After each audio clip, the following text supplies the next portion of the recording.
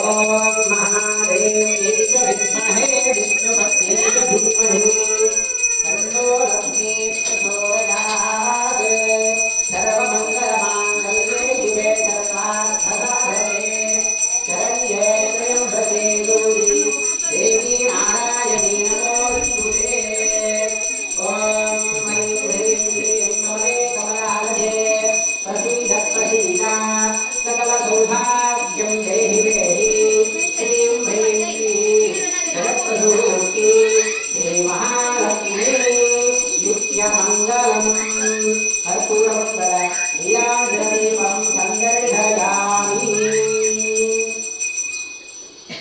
లక్ష్మీమాయికి లక్ష్మీ రమణ గోవింద రమణ గోవింద అనంతరం వేదోక్త మంత్రపుష్పాంజలి సమర్పయామి.